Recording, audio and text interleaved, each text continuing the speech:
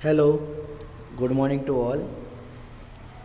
आज अपने सबसे इम्पोर्टेंट टॉपिक के बारे में बात करेंगे और उस टॉपिक का नाम है सदिशों का योग। लेकिन इस सदिशों का योग को बोलते हैं गणितीय विधि, मतलब गणितीय विधि से सदिशों का योग ज्ञात करो, बराबर। या इसको ऐसा भी बोल सकते हैं कि समांतर चतुर्भुज के नियम का उपयोग करके सदिशों का योग ज्ञात करो।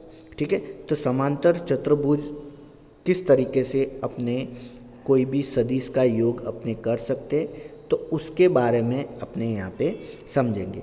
बहुत ही इम्पोर्टेंट टॉपिक है और एग्ज़ाम में बहुत बार ये पूछते हैं। इसके जो सूत्र मिलेंगे वो सूत्र भी बहुत जगह पे अपने उसका यूज़ करते हैं, तो इन सब को अपने को ध्यान से समझना है। ठीक है, तो सबसे पहले दो अपने कोई भी सदिश लेते हैं। तो जैसे कि मैंने दो सदिश लिए, एक सदिश लिया बी वेक्टर ये, और एक मैंने लिया ए वेक्टर, बराबर। अब इन दोनों को मैं जोड़ देता हूँ। इन दोनों को मैं जोड़ूँ तो मुझे कुछ ऐसा मिलेगा कि ये हो जाएगा अपना ए वेक्टर, सॉरी इसको मैंने माना था बी वेक्टर, तो इसको मैं मान लेता हूँ बी वेक्टर, और इसको मैं यहाँ पे पास में ला के जोड़ूँ तो ये यहाँ पे ऐसा हो जाएगा ए वेक्टर, बराबर। तो यहाँ पे ये जो मेथड है सदिश का योग, इसको टेल टेल मेथड या हेड हेड मेथड बोलते हैं। टेल टेल मेथड, इसके पहले अपने ने पढ़ा था हेड टेल मेथड, लेकिन ये टेल टेल मेथड है। टेल टेल मेथड मतलब यहाँ पे देखो ये वाला सिरा देखो, दोनों का टेल टेल मिला है, दोनों की पूंछ मिली है, बराबर ना। तो इसको हेड टेल मेथड से हल नहीं कर सकते। तो समांतर चतुर्भुज के नियम से सदिशों का योग या गणितीय विधि से सदिशों का योग, तो उसमें टेल टेल मेथड से अपने इन दोनों को योग करेंगे, ना कि हेड टेल मेथड से, बराबर। तो यहाँ पे टेल टेल मेथड मैंने लगाई है, दोनों की जो टेल से मैंने कंबाइन कर दिया, तो ए वेक्टर और बी वेक्टर। अब मैं क्या करता हूँ कि इसको एज्यूम करता हूँ कि समांतर चतुर्भुज में क्या होता है कि ये जो ए वेक्टर होगा वैसा का वैसा यहाँ पे भी ये वेक्टर होगा। मतलब समांतर चतुर्भुज में क्या होता है, आमने सामने की जो भुजाएं है वो समान होती है। तो यहाँ पे मैं इसको बनाऊँ तो आमने सामने की भुजाएं ये समान होगी। तो इसी तरह बी वेक्टर भी कैसा होगा, बी वेक्टर भी जो होगा वो ऐसा होगा कि आमने सामने की भुजाएं समान। तो ये आ जाएगा अपना बी वेक्टर, बराबर। तो समांतर चतुर्भुज क्या कहता है कि ए वेक्टर और बी वेक्टर, बराबर। तो इसके सामने वाला जो वेक्टर होगा वो भी ए वेक्टर होगा और बी के सामने वाला वेक्टर भी बी। तो इससे जो डायगोनल निकलता है, डायगोनल मतलब जो बीच में से जो लाइन निकलती है, वो इन दोनों वेक्टरों का योग होगा, ये दोनों वेक्टरों का योग होगा। तो ये जो बीच में जो डायगोनल होगा वो उसका जो होगा वो परिणामी सदिश मिलेगा, दोनों का योग मिलेगा आर वेक्टर।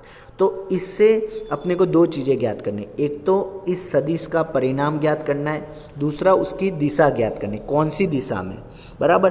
तो उसके लिए अपने क्या करते कि इसको मैं ये इसके नीचे बनने वाले कोण को अल्फा मान लेता हूँ, बराबर। तो इसको अपने क्या मान लेते, अल्फा कोण मान लेते, बराबर।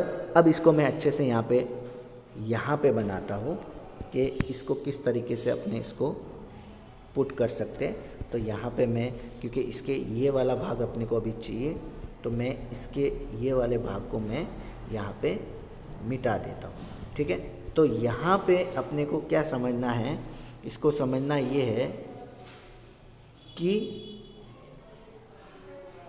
इसको मैं वापस यहाँ पे बनाता हूँ। तो देखो सबसे पहले मैंने यहाँ पे लिया था ए वेक्टर,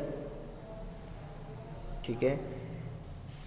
यहाँ पे मैंने लिया बी वेक्टर, इसके समांतर मैंने यहाँ पे एक लाइन खींची जो होगी ए वेक्टर, ठीक है। इसी के समांतर यहाँ पे मैंने लाइन खींची, ये होगी इसकी बी वेक्टर, और यहाँ जो बीच में जो लाइन होगी वो उसका परिणामी सदिश होगा आर वेक्टर।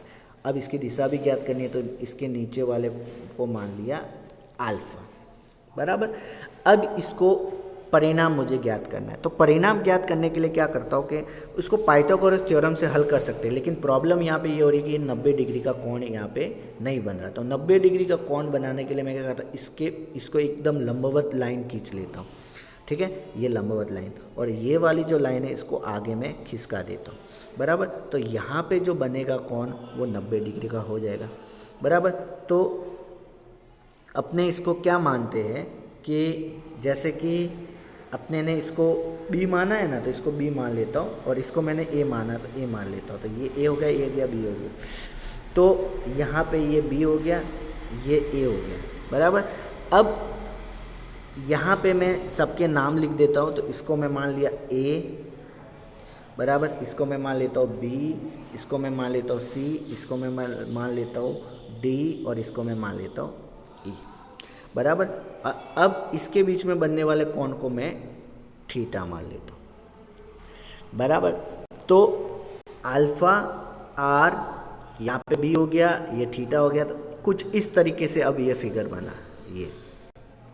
तो अब ये फिगर को देख के तुम अच्छे से समझ सकते हो कि ये फिगर बना कैसे। तो ये समांतर चतुर्भुज से फिगर बना, तो इसके ये वाला भाग जो है वो यहाँ पे नहीं बना है, ठीक है। जो काम की चीज़ें थी वही यहाँ पे बनाया हुआ है। तो इसको पाइथागोरस थ्योरम से अब अपने हल करेंगे, क्योंकि यहाँ पे ये जो दिशा है ये 90 डिग्री होगी। तो अब इसको पाइथागोरस थ्योरम से अपने हल करेंगे। तो अब पाइथागोरस थ्योरम से कैसे हल करेंगे, तो यहाँ पे देखो, सबसे पहले तो देखो पाइथागोरस थ्योरम जो होता है वो तुमको पता ही होगा कि जैसे यहाँ पे एक बनाता हूँ मैं, 90 डिग्री का कोण बना दिया, इसको मैंने B लिख दिया, इसको मैंने A लिख दिया, इसको मैंने C लिख दिया। तो यहाँ पे देखो ये पाइथागोरस थ्योरम क्या कहता है, ये जो कर्ण होती है इसका स्क्वायर और ये दोनों भुजाओं के स्क्वायर का योग पाइथागोरस नियम कहता है, बराबर।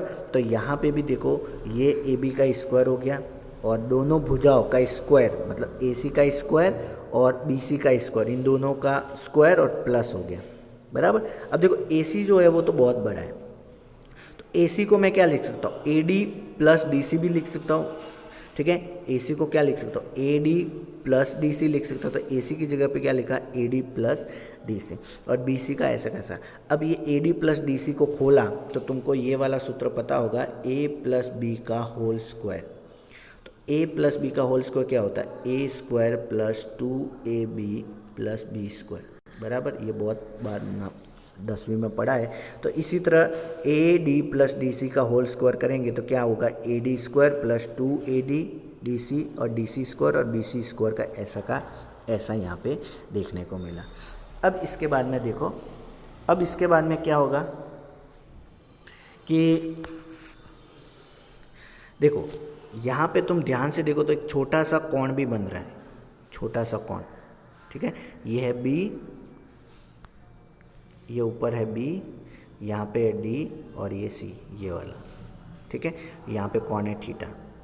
तो ये भी पाइथागोरस थ्योरम से हल करूँ तो यहाँ पे क्या होगा, ये कोण क्या होगा, BD।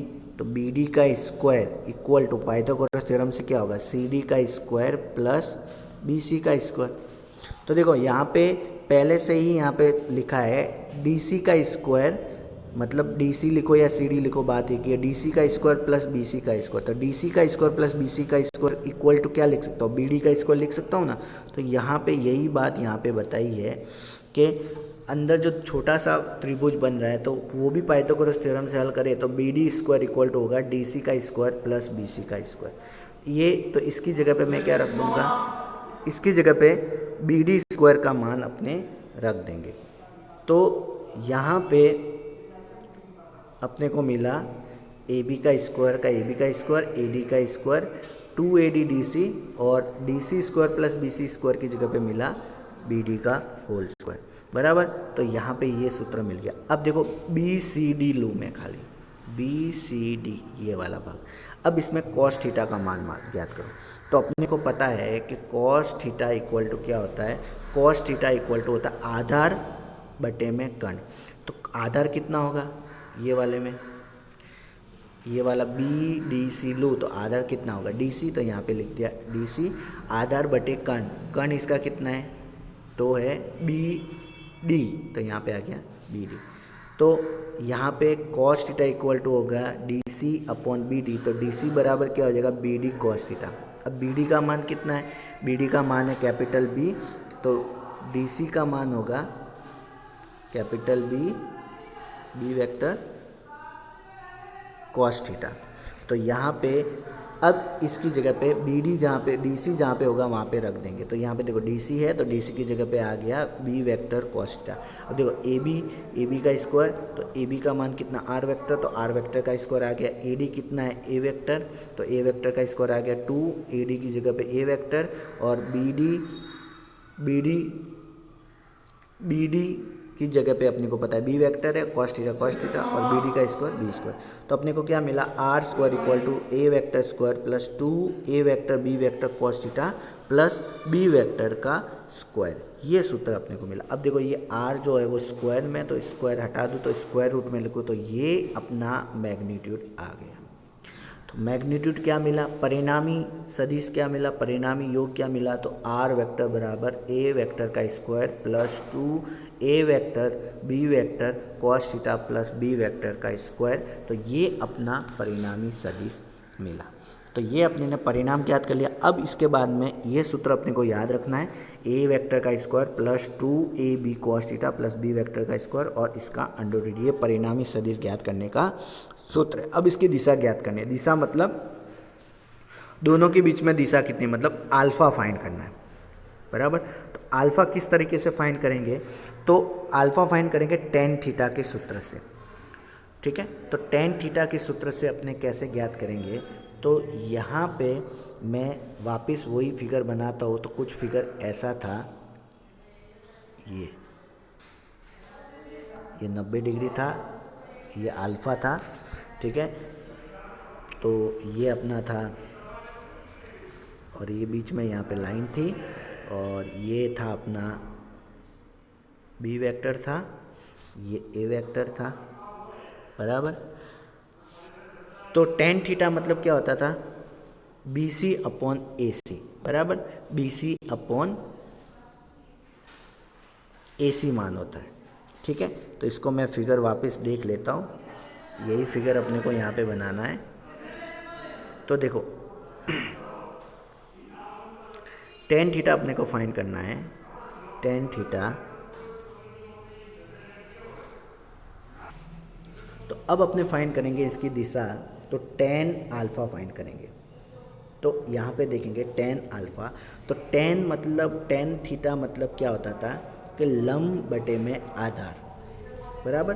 तो टेन अल्फ़ा होता था लंब बटे में आधार। तो यहाँ पे देखेंगे तो लंब क्या है, बी सी, बराबर, और आधार क्या है, तो यहाँ पे ए सी है, ए सी आधार है। लेकिन इसको मैं क्या लिख सकता हूँ, A D plus D C लिख सकता हूँ, बराबर। तो A D plus D C यहाँ पे लिख सकता हूँ। तो अब यहाँ पे देखो डी सी का मान क्या होगा, ए डी का मान तो पता है ए वेक्टर है, बराबर।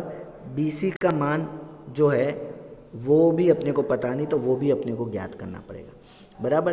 तो यहाँ पे DC का मान सबसे पहले कैसे ज्ञात करेंगे, तो DC का मान देखो ये वाला। तो यहाँ पे साइन थीटा का सूत्र लगाओ, साइन थीटा, या मैंने DC पहले से ही फाइंड कर लिया है। देखो यहाँ पे DC बराबर है बी डी कॉस थीटा। तो यहाँ पे मैं DC की जगह पे क्या लिख दूंगा, बी डी कॉस थीटा, बराबर। तो यहाँ पे लिख दूंगा बी डी कॉस थीटा। और इसी तरह यहाँ पे BC फाइंड करना है। तो BC फाइंड करना है तो यहाँ पे आ जाएगा बी डी साइन थीटा, यहाँ पे आएगा।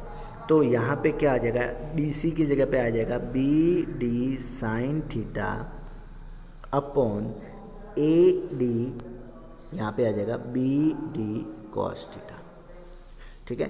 तो बी डी साइन थीटा और A D plus B D cos theta. अब बी डी कितना है, तो बी डी का मान अपने को पता ही है, बी वेक्टर है, तो यहाँ पे आ जाएगा B vector sine theta upon A D का मान कितना है, ए डी का मान है ए वेक्टर, तो A vector plus B vector cos theta अपने को मान मिलेगा। तो इसी तरह यहाँ पे मान मिला, देखो B D sine theta A D plus B D cos theta, तो यहाँ पे मिला बी डी की जगह पे आ जाएगा B vector sine theta, A D की जगह पे आएगा A vector plus B vector cos theta, ठीक है। और अल्फा जो होगा कौन मिल जाएगा, टेन को इस साइड लेके जाएंगे तो tan inverse B vector sine theta upon A vector plus B vector cos theta. तो ये अपना कौन ज्ञात करने का सूत्र हो गया। तो इस तरह से अपने कोई भी परिणाम का मान और कौन, ये दोनों अपने इस तरीके से अपने ज्ञात कर सकते हैं।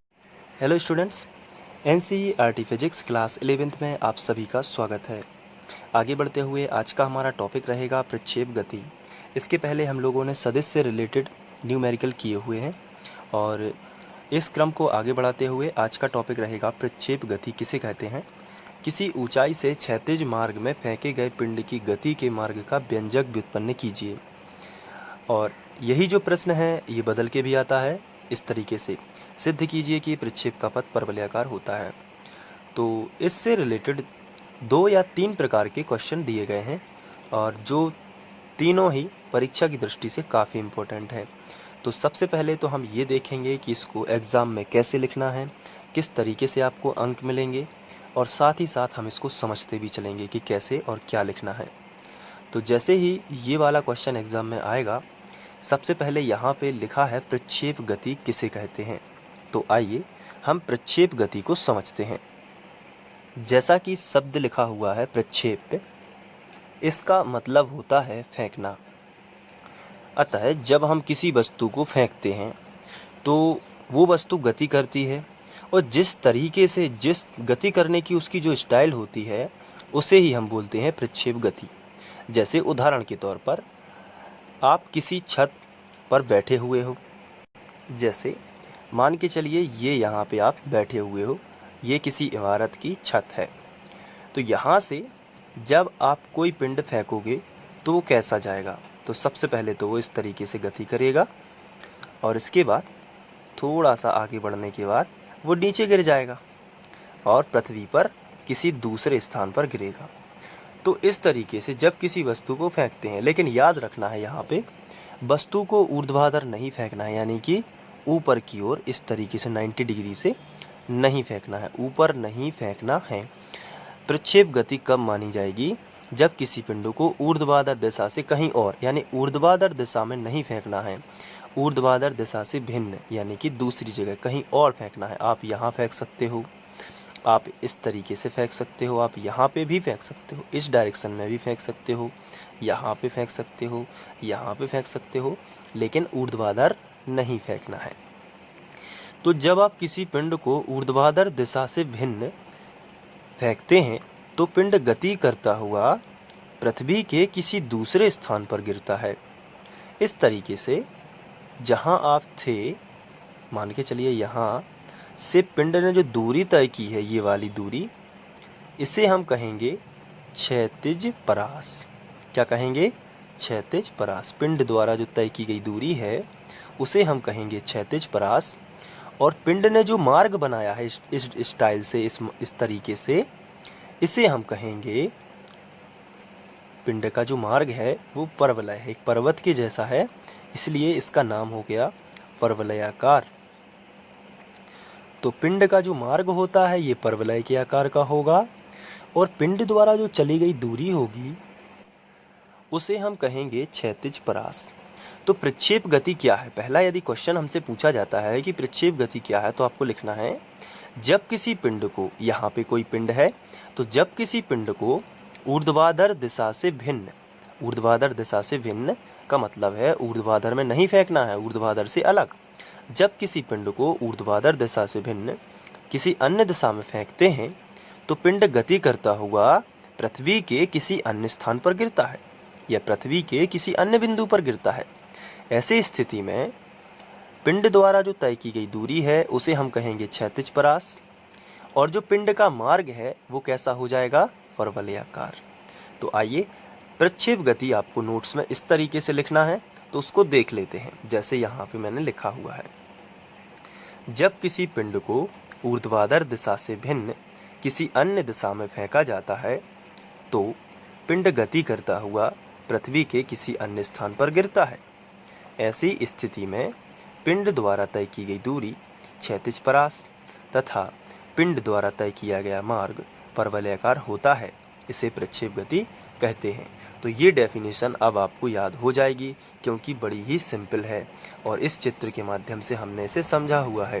पिंड को ऊर्ध्वाधर दिशा से भिन्न फेंकना है, तो जब किसी पिंड को ऊर्ध्वाधर दिशा से भिन्न किसी अन्य स्थान में फेंका जाता है, यहाँ यहाँ यहाँ कहीं भी, तो क्या होगा, तो पिंड गति करता हुआ पृथ्वी के किसी अन्य स्थान पर गिरेगा। यहाँ से गति करता हुआ पृथ्वी के किसी अन्य स्थान पर गिरेगा।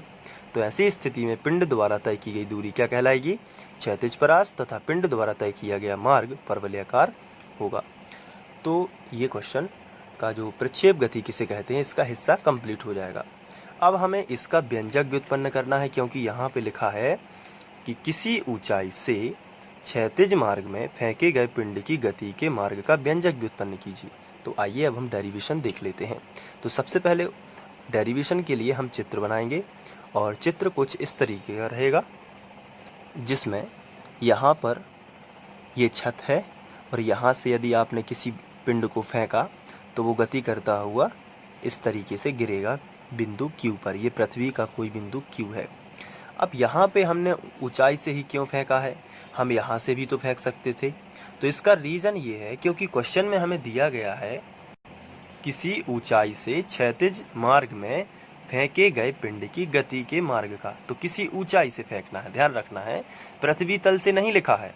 क्या लिखा है, किसी ऊंचाई से। तो ध्यान रखिए, जब आपको किसी ऊंचाई से लिखा हो तो आपको जानबूझकर चित्र इस तरीके का बनाना ही पड़ेगा क्योंकि यहाँ पर आप ऊंचाई से किसी पिंड को फेंकोगे। तो क्या होगा, सबसे पहले तो थोड़ा सा वो कैसे चलेगा, क्षैतिज चलेगा। इस चित्र में ये डायरेक्ट यहाँ पे परवलयाकार बना दिया गया है, लेकिन जब हम पिंड को फेंकते हैं तो थोड़ा सा ऐसा चलेगा। तो आप उसको केवल अंडरस्टूड रखिए, चित्र में आप इस तरीके से ही बनाएंगे तो थोड़ा सा क्षैतिज चलेगा। जब हम डेरिवेशन करेंगे तो उसमें ये आ जाएगा। तो जैसे मैंने ये वाला चित्र बनाया हुआ है तो थोड़ा सा चलता है ये, और यदि ज़्यादा फोर्स के साथ यदि इसको फेंकोगे तो इस तरीके से चलेगा, कम फोर्स के साथ फेंकोगे तो ऐसा ही गिर जाएगा। तो ये चित्र भी ठीक है और ये भी ठीक है, दोनों ठीक है। तो चित्र में आपको कोई टेंशन नहीं लेनी है। तो ये चित्र सबसे पहले तो आपको एग्ज़ाम में बनाना है। यहाँ पे हमने एक्स अक्ष और वाई अक्ष लिया हुआ है और उसके ज़रिए हम इसको सॉल्व करेंगे। यहाँ से हमने पिंड को फेंका तो वो सीधा जाना चाहता था, लेकिन इस तरीके से क्यों गिरा। इसका रीज़न ये है कि गुरुत्वाकर्षण बल लगेगा कहाँ, नीचे की ओर। गुरुत्वाकर्षण बल लगता है नीचे की ओर। तो पिंड को सबसे पहले फेंका गया तो u वेग से फेंका गया। कितने वेग से फेंका गया, u, कोई ना कोई तो उसका वेग होगा प्रारंभिक। तो u वेग से जब इसको फेंका जाता है, इसमें समझ लीजिए, तो इसको जब u वेग से फेंकते हैं तो प्रारंभिक वेग क्या होगा, u। लेकिन जब ये यहाँ तक जितना बल लगाओगे वहाँ तक तो ये जाएगा, लेकिन उसके बाद उसको धीरे धीरे पृथ्वी खींचना स्टार्ट करती है और धीरे धीरे झुका देती है।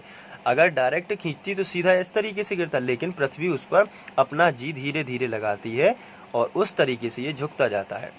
तो प्रारंभिक वेग u रहता है क्षैतिज गति में, पहले ये हो जाती है उसकी क्षैतिज गति। जब ये मुड़ता है तो इसे बोलते हैं ऊर्ध्वाधर गति। तो ये हम इसको डायरेक्शन, ये ऊर्ध्वाधर गति कहेंगे और ये क्षैतिज गति। चलिए थोड़ा सा और देख लेते हैं, फिर आपको, नहीं तो सभी बातें अगर यहीं पे बता देंगे तो फिर आपको थोड़ा टेंशन बढ़ेगा, कितनी सारी चीज़ें हैं, लेकिन इसमें कुछ भी नहीं है। अब यहाँ से हमने इसको फेंका तो धीरे धीरे क्या हुआ, ये v1 इसका आगे की ओर ले जा रहा है, लेकिन g1 उसको नीचे की ओर गिरा रहा है।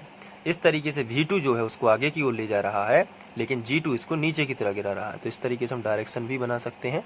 तो ये देखिए, ये हम लोगों ने डायरेक्शन बना ली। तो ये जो चित्र है इसमें केवल इतना बताया गया है कि पिंड को जब यहाँ से फेंकते हैं तो पहले उसको वेग दिया जाता है u, तो वो आगे जाना चाहता है लेकिन पृथ्वी उसको नीचे खींचती है, तो इसलिए उसका मार्ग कुछ इस तरीके से हो जाता है। जब u वेग से फेंका जाता है तो क्या होगा, वो u वेग से फेंका जाता है तो धीरे धीरे उसका अंतिम वेग v हो जाता है, लेकिन v क्या करता है, उसको आगे की ओर ले जाता है, ले जाना चाहता है, लेकिन g1 उसको क्या करता है, नीचे। तो v1 ने आगे की ओर ले जाना चाहा, लेकिन g1 ने उसको नीचे गिराया। तो देखिए, ये आगे की ओर v1, g1 नीचे की ओर। इसी तरीके से v2 आगे की ओर और g2 नीचे की ओर। तो ये जो दूरी है x जो है, ये क्षैतिज परास है, जो हम लोगों ने अभी समझा होगा कि पिंड द्वारा तय की गई दूरी है, और ये y है, हमने यहाँ पे अधिकतम ऊंचाई के लिए लिया है, तो ये इसकी ऊंचाई हो सकती है। लेकिन y का यहाँ पे कोई रूल नहीं है, यहाँ पे x y हमने दूरियां ली हुई हैं ओनली। चलिए ठीक है, जो हमने यहाँ पे चित्र में लिखा है उसको हम यहाँ पे लिखेंगे सबसे पहले व्यंजक में। तो आइए लिख लेते हैं। जैसे चित्रानुसार किसी पिंड को बिंदु P से u वेक्टर वेग के साथ फेंका जाता है। कहाँ से? बिंदु P से। तो हम यहाँ पे लिख रहे हैं चित्रानुसार किसी पिंड को बिंदु P से u वेक्टर वेग के साथ फेंका जाता है। तो इस तरीके से हमने लिख लिया, u वेक्टर वेग के साथ फेंका जाता है। इसके बाद ये जो पिंड है ये गुरुत्वीय त्वरण के अधीन गति करता है। गुरुत्वीय त्वरण यानी कि g, पृथ्वी खींचती है ना इसे। तो यहाँ पे लिखेंगे जब फेंका जाता है तो पिंड गुरुत्वीय त्वरण के अधीन गति करता हुआ पृथ्वी के किसी बिंदु Q पर गिरता है। तो इस तरीके से हमने लिखा, गति करता हुआ पृथ्वी के किसी बिंदु Q पर गिर जाता है। तो किसने इसे गिराया? गुरुत्वीय त्वरण ने। तो गुरुत्वीय त्वरण के अधीन गति करता हुआ, अधीन यानी उसके अनुसार। तो ये देखिए नीचे गिरा बिंदु Q पर। आगे देखिए, तो अब है समझने की बारी कि किस तरीके से इसको आगे सॉल्व किया जाएगा। तो आइए हम अपने पुराने चित्र में देखते हैं। तो जब हम किसी छत से किसी पिंड को फेंकते हैं तो इसमें दो प्रकार की गति हो रही है। पहले हो रही है क्षैतिज गति और साथ में यानी कि ये आगे की ओर भी बढ़ रहा है और यहाँ से क्षैतिज गति हो रही है और साथ में ऊर्ध्वाधर गति भी हो रही है, ये नीचे की ओर भी गिर रहा है। इसको थोड़ा ध्यान से समझना है। फिर से समझिए, जब ये पिंड इधर से फेंका जाता है तो क्या होता है, इसमें क्षैतिज दूरी भी बढ़ रही है। दूरी भी बढ़ रही है, इसका मतलब ये आगे की ओर भी जाता है। ये जब कोई पिंड यहाँ से आगे की ओर जाएगा किसी दूसरे पॉइंट तक तो हम इसे बोलेंगे क्षैतिज गति। लेकिन अगर कोई पिंड ऊपर से नीचे आएगा तो हम उसे बोलते हैं ऊर्ध्वाधर गति। तो यहाँ पे थोड़ा समझने वाली बात है कि अगर जैसे ए बिंदु पर कोई पिंड है, इसको जब हम ऊपर की ओर फेंकते हैं तो ये बिंदु बी तक जाकर पुनः ए तक आता है। तो इसमें केवल हुई है ऊर्ध्वाधर गति, क्षैतिज गति तो हुई नहीं है क्योंकि पिंड ए पर ही है रहा, ए से यहाँ सी तक नहीं आया। यानी कि क्षैतिज में तो उसने कोई दूरी ही तय नहीं की। लेकिन यहाँ पे उल्टा केस है। यहाँ पे जब किसी पिंड को फेंकते हैं तो क्या हो रहा है, वो यहाँ से यहाँ तक भी खिसक रहा है, यानी क्षैतिज दूरी भी तय कर रहा है और ऊपर से नीचे भी आ रहा है। ये देखिए ऊपर से नीचे आया कि नहीं आया, इसलिए ऊर्ध्वाधर गति भी हो रही है। तो दोनों प्रकार की गति हो रही है। तो सबसे पहले यदि हम क्षैतिज गति की बात करें तो यहाँ से यहाँ तक चली गई दूरी होगी।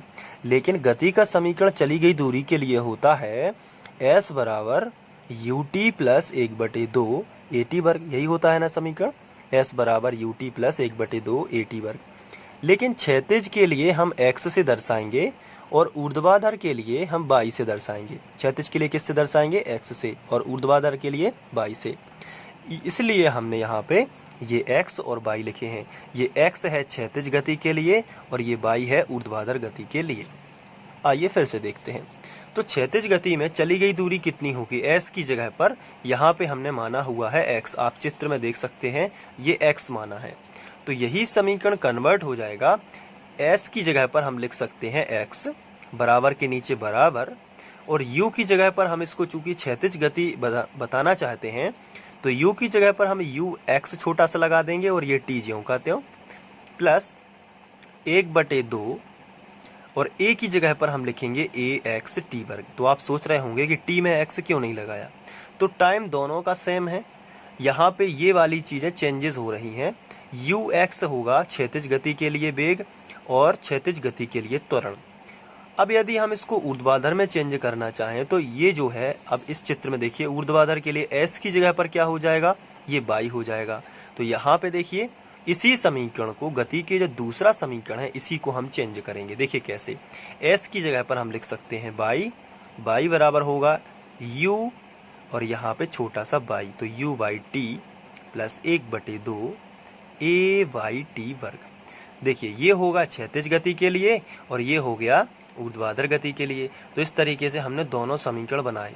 दोनों समीकरण क्यों बनाए हैं, क्या आप बता सकते हैं? क्योंकि ये जो पिंड है ये दोनों प्रकार की गति कर रहा है, क्षैतिज गति भी कर रहा है और ये ऊपर से नीचे भी आ रहा है तो ऊर्ध्वाधर गति भी कर रहा है, दोनों टाइप से गति हो रही है। तो थोड़ा सा समझना है आपको कि ये पिंड दोनों टाइप से गति कर रहा है, इसलिए हम इसको क्षैतिज में भी और ऊर्ध्वाधर में भी। तो यहाँ पे जब क्षैतिज गति कर रहा है तो कितनी होगी, इसके लिए हम इसे सॉल्व करेंगे। तो यहाँ पे हम हेडिंग डाल लेंगे क्षैतिज गति के लिए, यहाँ से ये स्टार्ट करते हैं। तो यहाँ पे हम लिख लेते हैं क्षैतिज गति के लिए, और क्षैतिज गति के लिए हमने फॉर्मूला क्या बनाया है आप यहाँ पर देख सकते हैं। x बराबर you x T plus 1/2 A x T वर्ग। इसको कैसे बनाया है, गति के समीकरण से। गति का समीकरण होता था s बराबर यू टी प्लस 1/2, तो s बराबर यानी कि x बराबर हमने यहाँ पे लिखा U T plus 1/2 A T वर्ग, इस तरीके से। लेकिन यहाँ पे हमने x x लगा दिया ताकि ये दिखे कि ये क्षैतिज के लिए लिखा गया है, क्योंकि क्षैतिज दूरी हमने x मानी हुई है, क्षैतिज के लिए हम x से डिनोट करेंगे सबको। तो अब आगे देखिए, यहाँ पे सबकी वैल्यू क्या क्या है। x को तो हमने x लिख दिया, लेकिन u x क्या है, तो सीधी सी बात है, पहले तो ये पता होना चाहिए कि u क्या है। तो अगर बात करें u की, तो u है प्रारंभिक वेग। कौन सा वेग है, प्रारंभिक वेग। यहाँ पे समझना बेहद ही जरूरी है, u क्या है बताइए, प्रारंभिक वेग।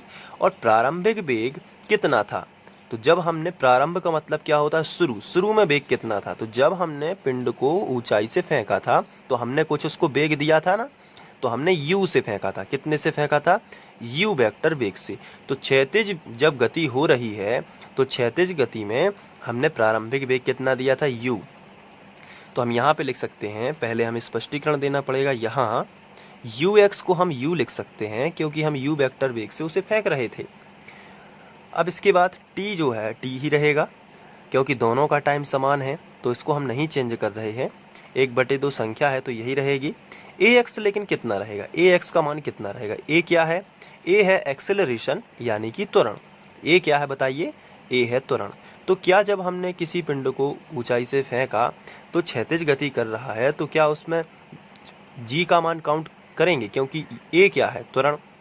त्वरण g के बराबर होगा, g भी क्या है, त्वरण ही है। यहाँ पे जब गति कर रहा है तो सरल रेखीय, जब हमने u वेक्टर वेग से फेंका तो सरल रेखीय गति के लिए a मानते हैं और ऊर्ध्वाधर गति के लिए g मानते हैं, ये त्वरण के लिए है। अब जब हम इसको फेंक रहे हैं तो क्षैतिज गति कर रहा है। क्षैतिज गति का मतलब होता है एक सीधी रेखा में गति। तो सीधी रेखा में जब वो गति कर रहा है तो उस पर गुरुत्वीय त्वरण तो नहीं लगेगा। अगर गुरुत्वीय त्वरण लगता होता तो ये ऊर्ध्वाधर हो जाता ना, ऊपर से नीचे, क्योंकि गुरुत्वीय त्वरण लगेगा तो नीचे की ओर गिरेगा। लेकिन हमने अभी समझा है कि क्षैतिज गति में यहाँ पर दो प्रकार की गति हो रही है। पहली होगी क्षैतिज गति। तो जब हम क्षैतिज की चर्चा करेंगे तो त्वरण तो लगना, यहाँ पे त्वरण नहीं लगेगा, तो g का मान हम कितना मानेंगे, 0। इसलिए ax जो है वो भी हम कितना लेंगे, 0, और इसके बराबर g हो जाएगा। या फिर हम ax बराबर 0 भी लिख सकते हैं, बस इसको हटा दीजिए। तो यहाँ पे हमने क्षैतिज गति में हमें त्वरण की कोई भी बात नहीं करनी है, क्योंकि क्षैतिज में हम यहाँ से यहाँ की बात कर रहे हैं कि पिंड यहाँ से यहाँ तक पहुँचा, तो u वेक्टर हमने उसको वेग दिया था तो u हमने लिखा है, लेकिन त्वरण उस पर 0 है, तभी तो वो सीधी रेखा में चला। तो यहाँ पे इस तरीके से आप इसकी ट्रिक भी बना सकते हैं कि क्षैतिज में वो ऊपर से नीचे थोड़ी गिर रहा है, तो वो तो क्षैतिज चल रहा है, तो त्वरण नहीं लगेगा। तो x बराबर कितना हो गया, 0 हो गया।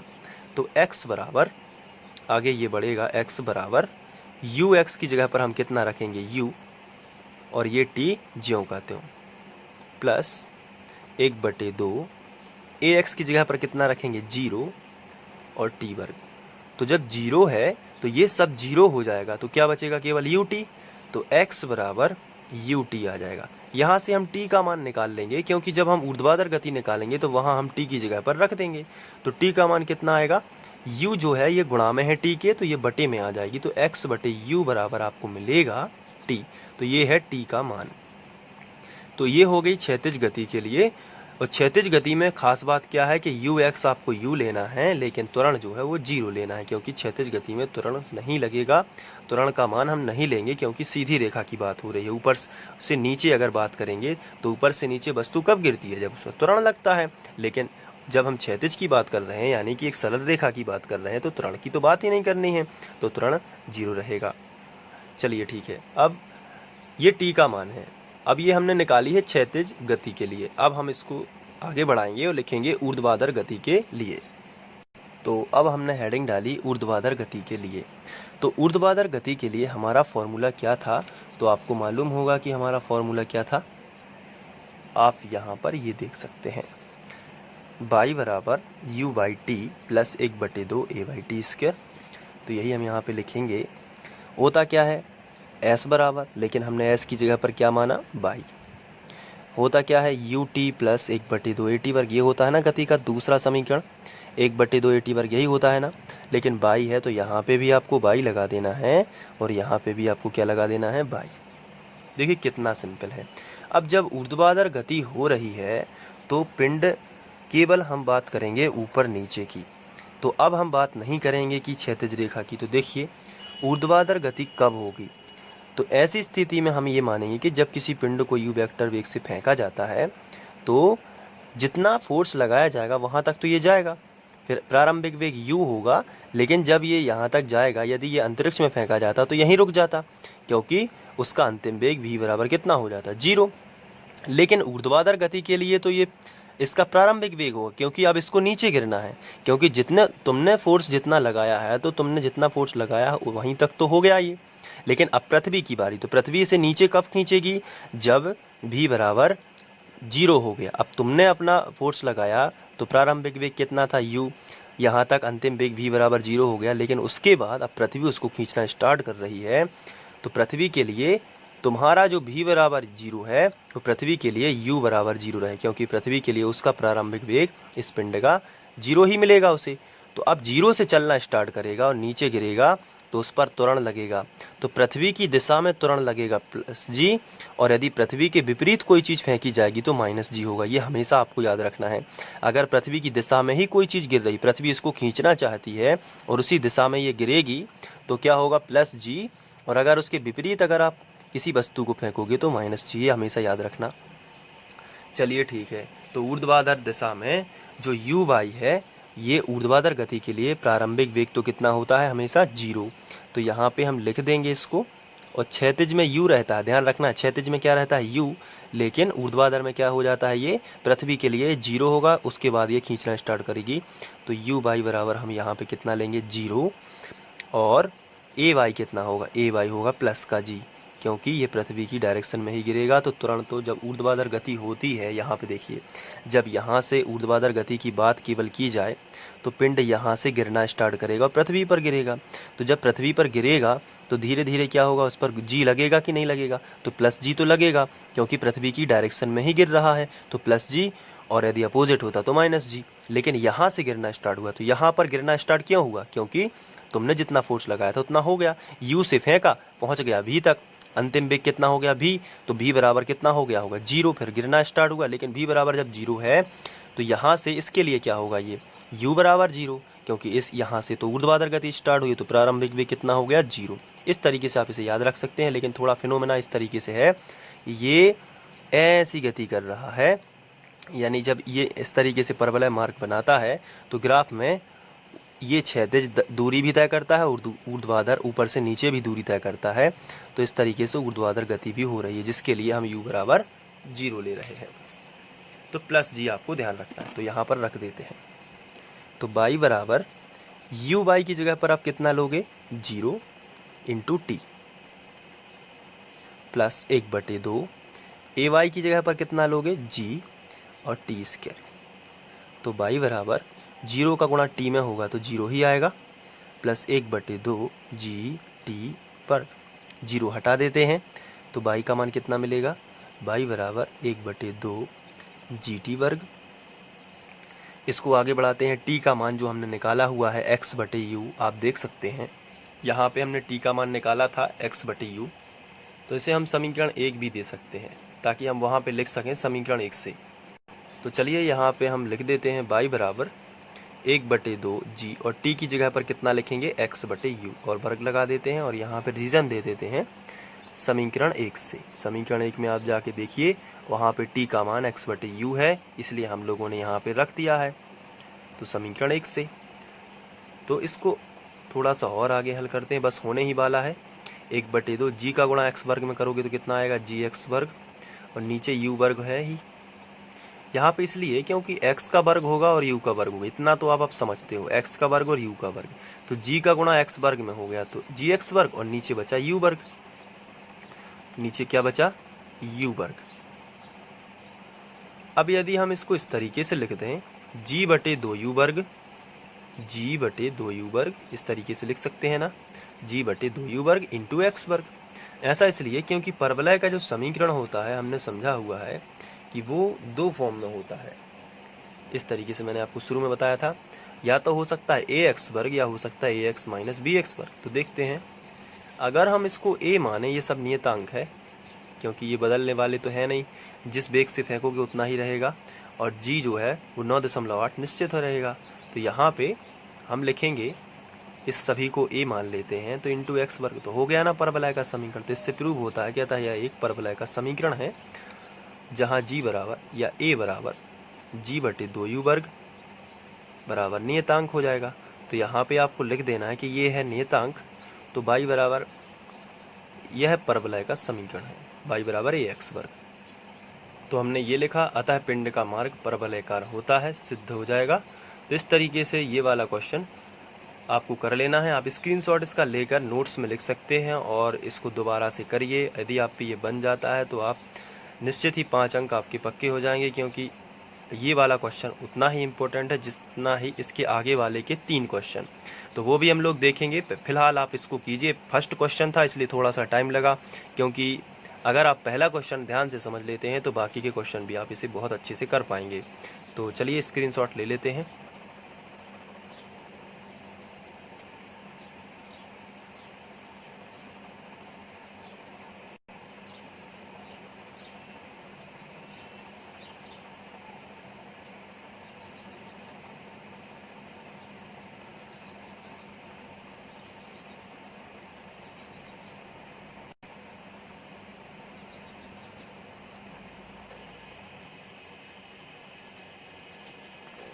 तो इस तरीके से आपको कर लेना है। Thank you.